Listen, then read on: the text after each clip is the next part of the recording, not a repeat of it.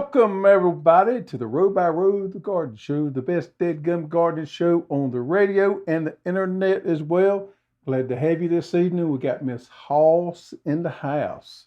Hello. Yep. So we're going to be doing a little something special because you know what? Corn is coming in. So we're going to be talking about corn this evening. And everything's been rocking and rolling here at hosstools. The garden is doing great. It's been a dry year, but we've finally been getting some rain last couple of days. So everything's looking good.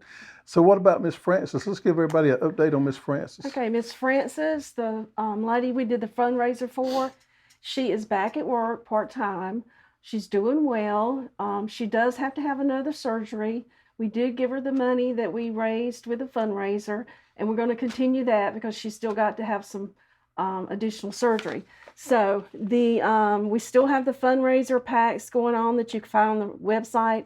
It's called the Frances Fundraiser Collection. So we're just going to continue to do this until we can meet the rest of her needs. Yeah.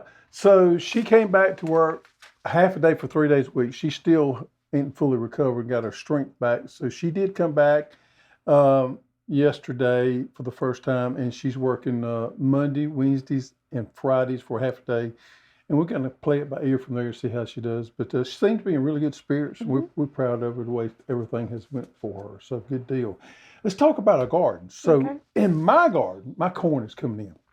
Corn's coming in. We've been waiting on it. We got our G90 corn, which is the first time we planted this year. Mm-hmm. Corn's coming in. Tomatoes. Did I mention tomatoes? Tomatoes. Oh, man. Look at here. The Mountain Vineyard tomatoes there. We are overrun with tomatoes. About every 3 days, we get this many tomatoes. And what we got? 2 plants? 2. Yeah, 2 plants. Well, and I have one at the house. Yeah, I got 2 up in my garden. Jason at Cog Hill told me that he had planted a bunch of them. I forgot how many he said, 10 or maybe more than that. And I said, Jason, man. He texted me the other day. He said, I got your feeling, man, on these Mountain Vineyards. You don't need a couple. They produce like crazy, and we've really been struggling on what to do with them. So we have a bowl up here at the office. Everybody snacks on. We've been snacking on the house. But we got thinking, what in the world are we going to do all these? So Miss Hall's come up with a little something that she experimenting with. You want to taste it now? Well, I can. Yeah. You got a fork there. So what did you do here? Okay. This is just a quick recipe of some pickled cherry tomatoes. And this is kind of scary because he hasn't tasted them yet. So we don't know how this tastes. It's a 2-day recipe. Yes, and you just stick it in the fridge. You can process it in a water bath and it'll, keep up to 1.5 years. So if we like it, I'm going to take some of these and can them so we can have them for a longer period of time. So vinegar? Vinegar. Some pickling spice, some onions, some banana peppers, a little sugar.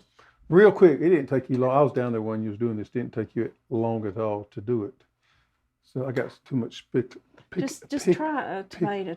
You have to poke a hole through the tomato. Okay, to kind of let the stuff. Yeah. And I think the longer you let it set, that's different. That's different. Imagine a tomato infused with vinegar. I don't think that was the reaction I was wanting. Yeah, that was different. Is it strong? Yeah, it just kind of caught me off guard there. It's like, boom. Now, the onion's really good. The tomatoes, I know better now what I'm up against here, so I can kind of go in, but that's a powerful punch right there. That's a little different. What if it was a little spicy? I don't think it would matter. It's that vinegar. Tomato is full of that vinegar because you poke the hole. You're just not accustomed to having that on tomato. No, I could see that. Maybe you need to slice it up. No, it's pretty. Well, it's pretty, but I'm telling you, all that vinegar is soaked into that cherry tomato there, and that's woo. And he keeps eating them. Try you one. Now, the onions, I haven't tried them either. See what you think. I like that. Yeah. I like that. Yeah, you need a cracker or something to eat it with, though. Yeah. You can't just eat that by itself. Okay, so what's going on in your garden besides tomatoes? Well, tomatoes, man, we're wrapping up on our squash, cucumbers, and things like that. Flowers, we planting flowers every 2 weeks. The flowers are coming along good. I'm using a lot of cover crops this year. I mean, sunflowers as my cover crop. I've got some of the dwarf sunflowers growing in my garden, which has really panned out well. Huge fan of those. And it's time to start thinking cover crops. So I'm taking a lot of my plots now and converting them into cover crops. And I'm planting, one of the ones I planted this year that I have not planted last year is sorghum Sudan grass. So I'm planting cover crops in my garden because you never want that soil just to sit there and not do anything. You always want it to live an organism. You want to be growing something on it, giving back a little bit. So we got sorghum Sudan grass. I just tilled in some buckwheat. So I'm in the process now of my cover crop rotation, getting it all geared up and going. And I would encourage you to do that as well. Okra is still coming in good, but we're in that transition time where I got red ripper peas cover crop that I need to till in. We're in that transition period of time where we were taking, our spring garden is coming off, transitioning more into sunflowers, flowers, and cover crops. And you know what? It won't be long, but we'll be planning for that fall garden. And what about the watermelons? Watermelons are looking wonderful. Best watermelon crop I've had in a long time. We've been getting a little rain this week. I'm a little bit worried. I've seen just a tad bit of disease out there. I have got one more pretty watermelon crop. We're going to do another video probably shortly on watermelons. We did one a week or so ago. We're probably going to do another one on those because those really turned out well. Baby doll watermelons I've never grown before. And some of them are getting pretty good size, which is scary, but really good with yield. How about yours?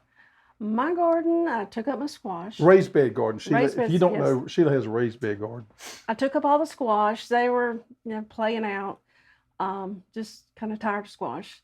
And I've got it ready with some organic fertilizer and some compost, and I'm trying to decide what to plant next. Yeah, you mentioned you may want to plant some okra, which is I've okay. never had okra down in my raised beds. I would recommend using the jambalaya. Why? Your raised beds are on up pretty high. We built those where you didn't have to lean over a lot. So you need a variety of okra that's not going to get out of control on height while you're there. So I would recommend the jambalaya. Those dwarf sunflowers, I would definitely go with those. Those are really nice. And then you could also do a cover crop if you want to. However, I think I would stick with the dwarf sunflowers and maybe the dwarf zinnias for a little bit. I don't like the dwarf zinnias. You don't like those? Okay, we'll go with dwarf sunflowers. How about that? Yeah. All right. So we're going to do a little corn tasting today. Okay. What has happened is our corn is coming in, and we grew the G90 this year for the first time. And your mother and Jean Paul and them grew the Jubilee. The Jubilee corn. And theirs came in last week, and they put it up one Saturday. I think Robin posted some pictures on the Row by Row show. We used to do that growing up. Yeah, they had a great crop, and they start 5:30 in the morning. You just work until you get through. And if you saw those pictures, my grandmother, who's 94, helped. Jean Pa is 80, and my mother is 76. And I think they worked till 11 o'clock that night, finishing up. Yep. So what we normally do, and there's a kind of a reason for this, and I'll go into it. When the corn comes in, you spend a day. Now we normally bust ours up to 2 days. Excuse me. Because there's just two of us. Because there's just two of us. But when we normally, it's corn getting time, you do it. Now, what they did is they did that all in one day. But we'll split ours up in a couple of days. And the reason for this is because we normally plant these SU varieties, such as G90, such as Jubilee, and the famous one there is Silver Queen. Yeah. All these are categorized as SU, which means a standard variety of sweet corn.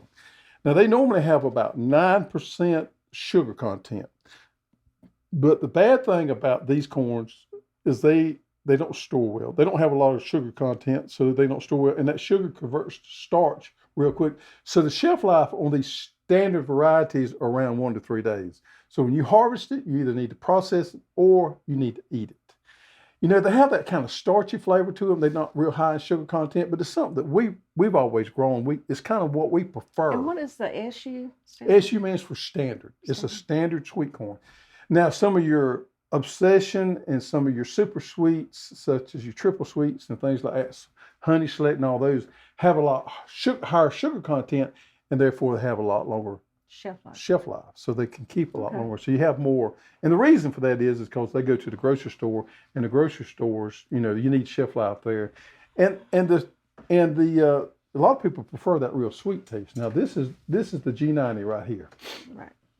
It is a bicolor corn. And for the first year, we made an excellent crop of them. It's very easy to grow. You will find that the standard issue varieties, such as the Silver Queen, the G90, and the Jubilee, and whichever other ones fall in that category, are the easiest ones to grow. And, as far as old timers, that's the ones we're used to right there. It's a nice bicolor corn.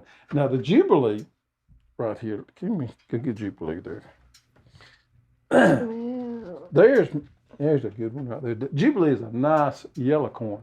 Now this corn, I don't know if it was their growth, if the way they grew it or not, but the corn is not near as big as ours. Well, I think that's because those were the nubbins left over. You don't think No, so? I don't. I think this is grew to actually a good experienced corn grower. I think I'm that much better of a corn grower than Gene Pa is the reason for that. I did notice their stalks wasn't as tall No, as they ours. wasn't. So I don't know if it was a way of growing it or it's actually I don't think he uses drip either. Do you use drip? I always use drip on corn. But there you have it there. There's two different ones. So if you like a yellow corn, this Jubilee has turned out great for a standard variety. And of course, the G90 there. G90 is an old variety. It's been around a long time. I believe the Funks company way back in the day developed it. But it is a good one. So we grew the G90 this year. Now, the thing about corn is one of those things that is hard for a beginner gardener to grow. Now, I normally don't recommend it for a beginner gardener. It's highly rewarding to grow corn because this sweet corn is absolutely delicious. We use it to put up in the freezer so that we have corn throughout the year. Now, we've been doing it a long time. But an average gardener, beginner gardener, needs to be real careful growing corn. Now, once you get to that intermediate stage where you get feeling fairly comfortable gardening, you can start growing your corn and you become successful growing it, and you're like, wow, this is something. But here comes the thing. Everybody that becomes successful growing corn, then you've got the next stage, which how do you process that corn? And this is where a lot of people really struggle at, because you put so much energy and effort into growing that corn crop, and you're successful at it. Heck, you're proud of yourself, and you should be. But now what do you do next? And this is where we see a lot of people fall out right here, is they get to this point, and it's a lot of work, but you start processing it and putting it in, you get frustrated, you just get down overwhelmed, and you start doing it the easy way, and the next thing you know, you got a freezer full of corn that you end up throwing away a year from now because you never did eat, because you never did like it. And that's terrible, because you put a lot of effort and energy and money into getting that far, and then you've got a product that you really didn't enjoy. Now that's what we're going to try to cover today a little bit. Now to do that, you need to have a plan going into it. Now you need to have a plan growing corn, that's fine, but you also need to have that plan already worked out when that corn gets to maturity and you move on out. Now on these SU varieties right here, these standard varieties, when they're ready, they're ready. So you have to get them. So I don't care, vacation or whatever, work, you take a day off work. When it's time, you get them out of the garden. And that's what we do. Usually ours is 2 weeks to a week before 4th of July. Yeah, most of the time. It's according to when we get the plant and that kind of thing. So that's normal. And we get us ready, we take a half a day off for 2 days. And what we do is we put up corn. We get it out of there. So the way you tell if corn is ready, for you that do not know, I'm going to show you right here. Now, this here is the Jubilee, right? And this is the one I grew. Now, look at the difference in that stalk. Now, Gene Pa, I'm not going to do a lot of bragging here, but I really whooped you pretty good on that. This corn right here is not quite ready. And the reason you look at that brown sickle there. See how it's a little bit green right there? And I did pull that one back a little bit, but it's not totally brown. Now, this one right here, see how nice and brown this is? Now, that baby right there is ready. That's what you want on that corn before you pull it. And pull it is a term we use when we pull that ear off the stalk. But that nice brown right there, that's perfect. When you get it to that stage, it's time to go out there and get it.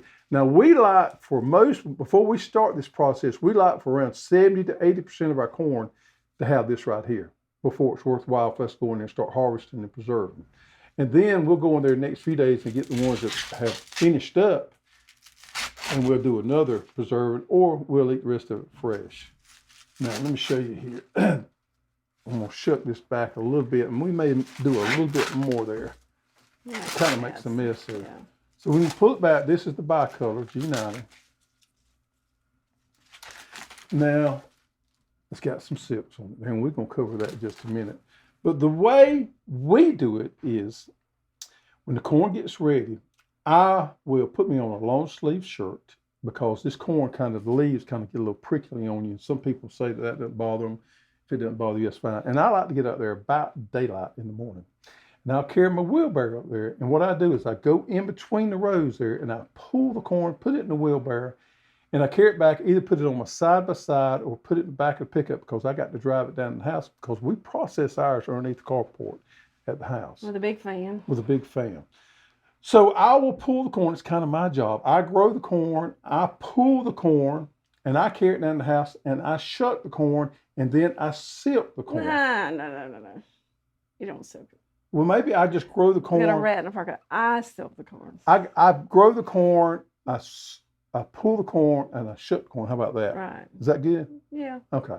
So that's kind of my job. It's what I do. Then she kind of takes over. She silks it. I help silk some. He doesn't do a good job. She silks it, and then she takes over there. Now, I'm going to let you go into the process of start with the silk and then kind of go through Okay, well, I want to go back to the different ways to preserve first. Sure, absolutely. So there's 3 ways you can preserve the corn.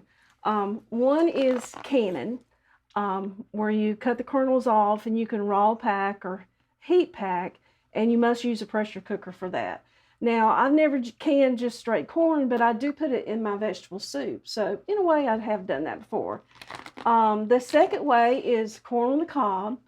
And to us, that's the least desirable way to do it.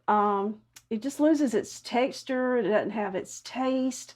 If you eat it up in the first couple of months, it's a little bit better. But after a year, you just tend to throw it out. Yeah, I'll tell you what happens on the corn on the cob. We see this almost, if I got corn on me right there. No, okay. That's okay. We see this all the time. When people get ready to put the corn up, they start trying to cream it or do whole kernel. They get frustrated. Next thing you know, they're putting up a lot of corn on the cob. Mm-hmm. They putting it in the bag, just getting it out there, putting it in there. Some people just put shucking all. Shucking all, they just put it in there and get through with it. Well, next thing you know, you got a freezer full of corn cob. Takes up a lot of room. Freezer full of corn cob that you can't eat, that you don't really care for. And that's the reason we don't do it, because it's not our favorite way to do it.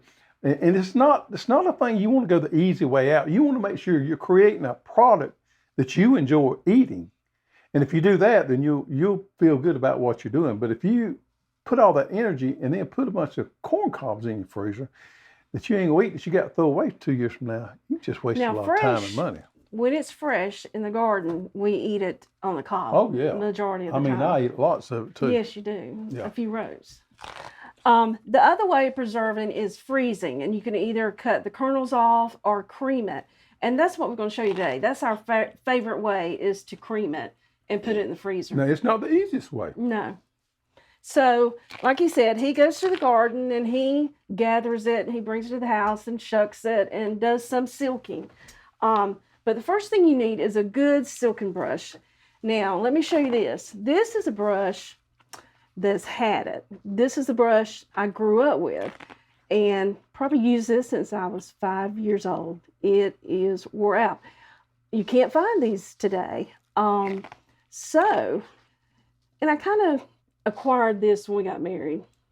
Didn't steal it, you just acquired it. No, I didn't steal it. I just acquired it. But it's kind of on my shelf of souvenirs.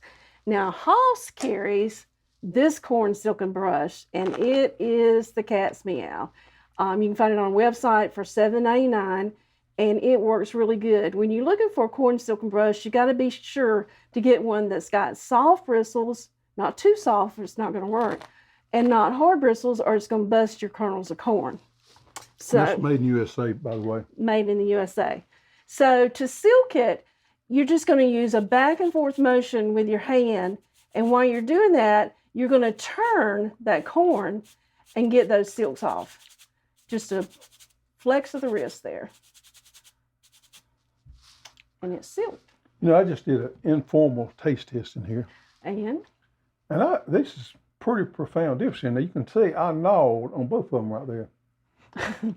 That G90 is a lot more flavorful than the Jubilee is. I mean, flavorful, sweeter? Or? No, starchy, and I don't know what reason why. I mean, both of them was harvested yesterday.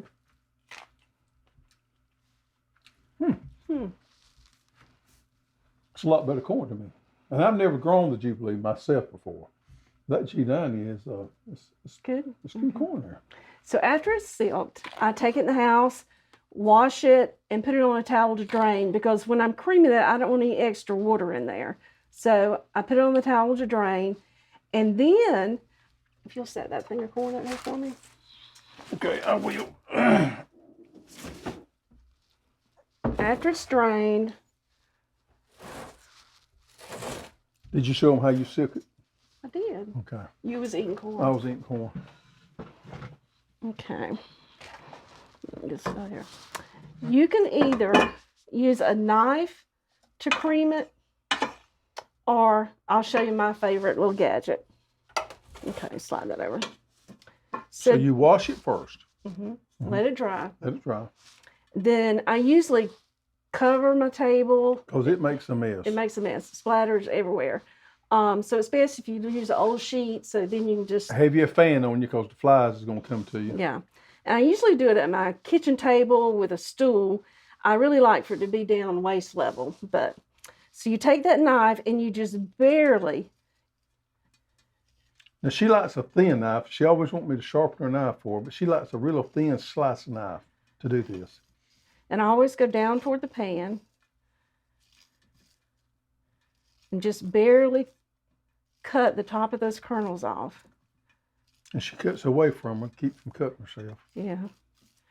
I have got a few fingertips before in my life. So once you get that, then I scrape it. And that's what produces that creamy corn in there. Whoops. Hold that. And like I say, this is time consuming. You're going to get corn everywhere. But the end product is just It's like gold. like gold. We love it. Then I'll turn around, make sure I get that creamy goodness off the other side. Now, see here, you're not putting up any corn cob. What she's got left there is no good to nobody. So Chickens. The chickens like it, Chickens but why love we it. want to take up good freezer space with that right there? Now, this is my favorite gadget. This is a Pampered Chef. And it actually, when you're using a knife, you have to be careful not to go too deep, because you don't want any of that cobby taste. This is like foolproof. It just goes right down. It's a lot quicker. I can get this done in no time. Just slice those kernels right off of there. And I guess everybody's familiar with Pampered Chef. Yeah. And then you turn it over to the dull edge and then scrape the creaminess out of there. And it usually takes about 12 ears to do our size of bag. I usually put 2 cups in each little pint bag. And that's enough for, we fix dinner every evening for my parents. Both of them's 83. They come over and eat with us. So that's enough for 4 of us. Now, mind you, they don't eat a lot, but that is enough for... And there's a few silks in there. That's not going to hurt nobody. Okay. So after it's, put that back up. After it's cut off, you're going to need to blanch it. So let me talk about blanching a little bit. Blanching helps, it enhances the color and the texture and the taste. It stops the enzyme actions. Kind of preserves a little bit, maybe preserves a kills little some of bit. that bad bacteria that's caused it to spoil. Well, when you blanch it, you're going to drop it in some hot water or steam it, is what I would do this in the microwave. And when you're blanching it, it also gets rid of the dirt and some of those microorganisms, so it helps. It gets rid of the dirt, or it just gets rid of the... Like if you're blanching peas Yeah. and you rinse them off, yeah, Okay. you're going to clean them. Okay. And then the heat, when you blanch the corn, helps get rid of the microorganisms. But you don't blanch them in the bag. No. Okay, you just blanch them like in a pan. Okay, gotcha. Now, some people they'll blanch the corn and let it cool and then cut it off. We don't do it that way. Right. We cut it off and put it in the microwave. Now, how I blanch it is I put it in the microwave for 10 minutes on 50% power, stir it up, and put it 10 more minutes on 50% power. While I'm doing that, I'll be cutting some more off, so it's just a continuous process.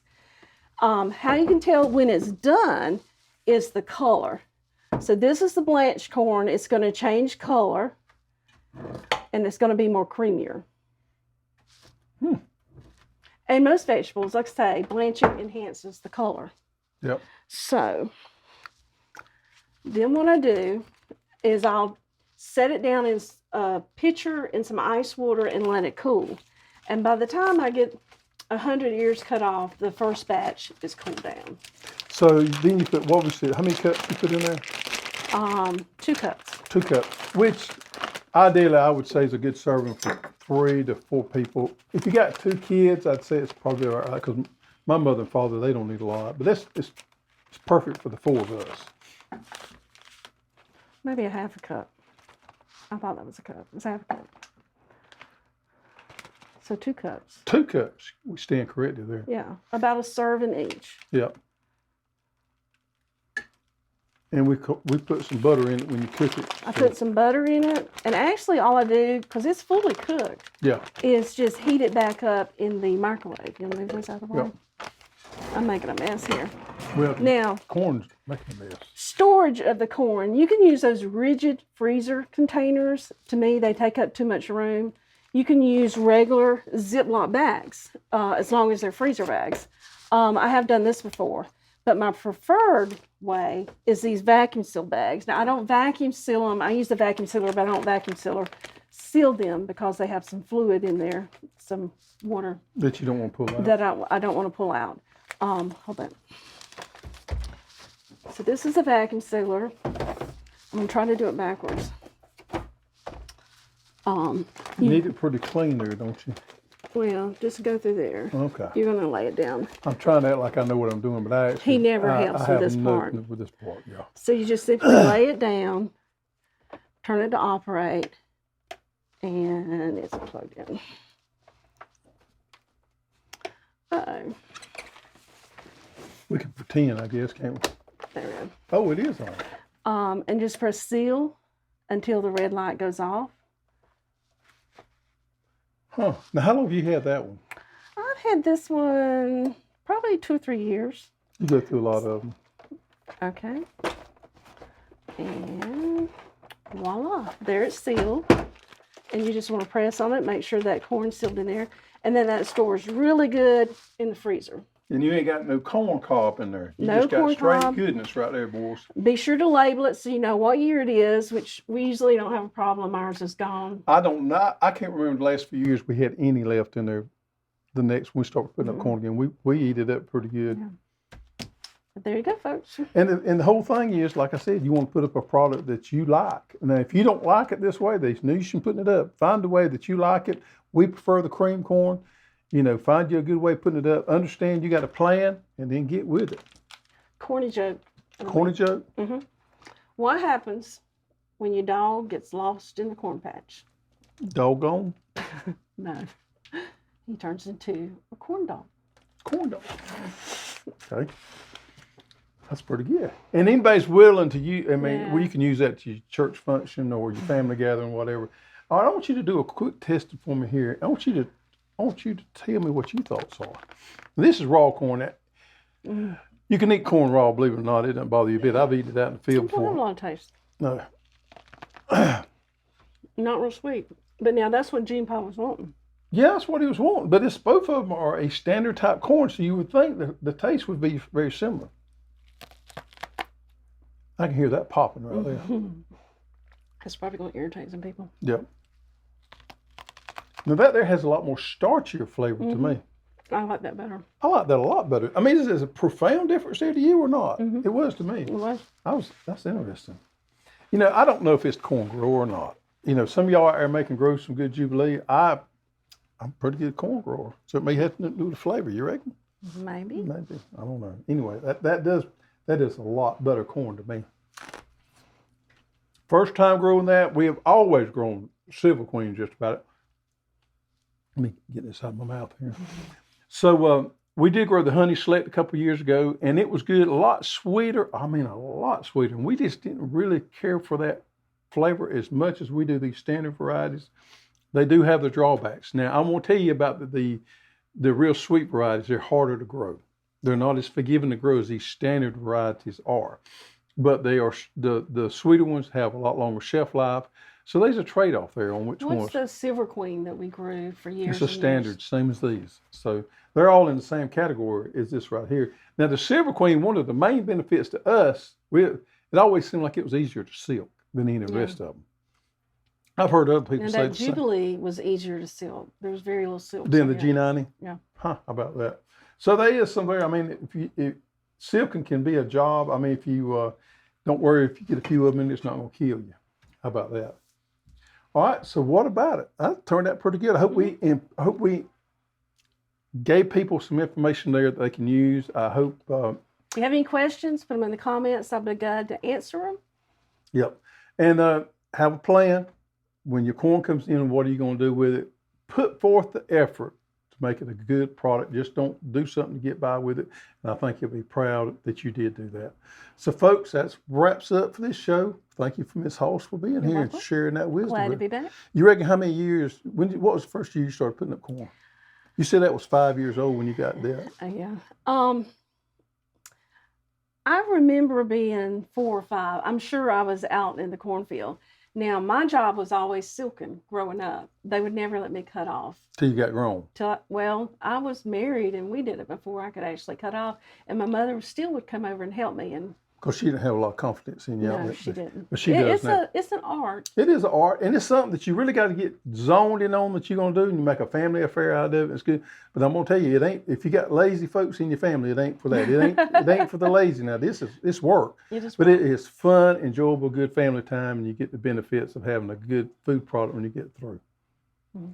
All right, folks, hope you enjoyed it. Hope you got some good information out of it there. Now it's time to get out there and get dirty.